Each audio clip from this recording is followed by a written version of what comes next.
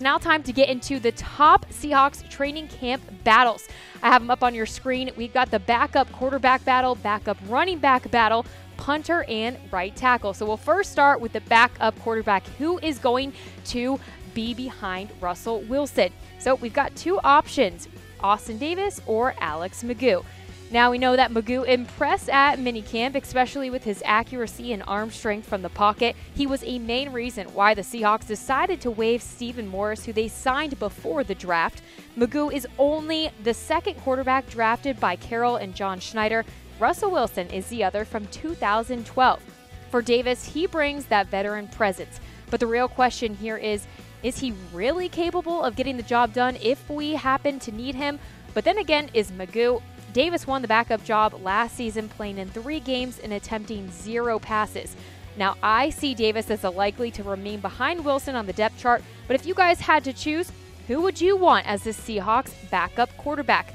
Would you want the rookie Alex McGough or the veteran in Austin Davis? Make sure to go ahead and get your reactions in. Give me a heart for Austin Davis or give me a like for Alex McGough.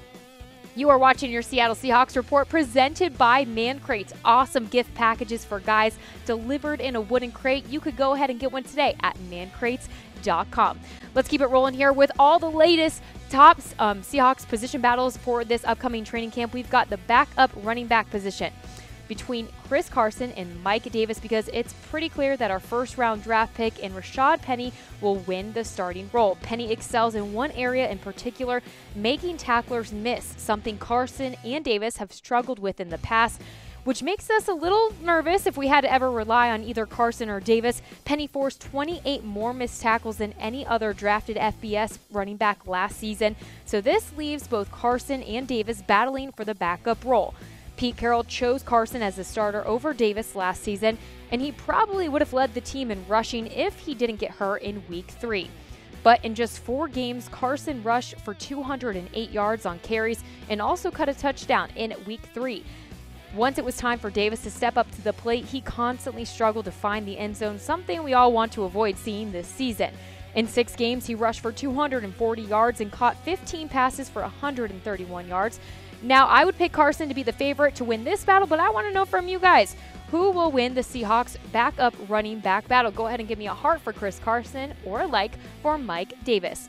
On to our next position battle, and one of the only battles this offseason that has some pretty decent cap implications for the Seahawks, and that is who's going to be our starting punter, veteran Jon Ryan or the standout rookie in Michael Dickson, who the Seahawks traded up to get in the 5th round of the NFL draft.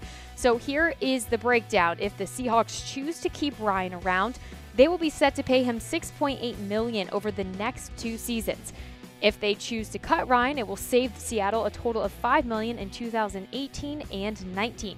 Or they could keep Texas Bowl MVP Michael Dickson and pay him just $2.75 million over the next 4 years. Go ahead and get your reactions in. Who do you guys want to win the punter battle? Go ahead and give me a heart for Jon Ryan or a like for Michael Dickson.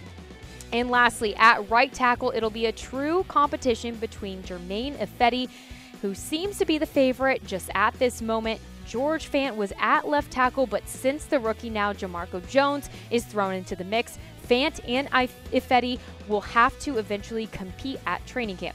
Now, Fant had his time to shine and show out for the Seahawks last season, and he was the favorite before he suffered a season-ending knee injury. Ifedi starting at right tackle would be a little concerning because he didn't have a solid 2017 campaign like we mentioned earlier by leading the league in penalties, but the Seahawks still seem to have a little bit of faith in him, and throwing Fant and Jones into the mix strictly for some competition will hopefully push Ifedi to get it together. If I had to guess, Fant will be at left tackle and Ifedi at right, since Jones still has some time to adjust to the big leagues, but his time will certainly come. So before we sign off, you guys, who do you want to win the right tackle battle? Go ahead and get your reactions in. Heart for Germain Ifedi or a like for George Fant.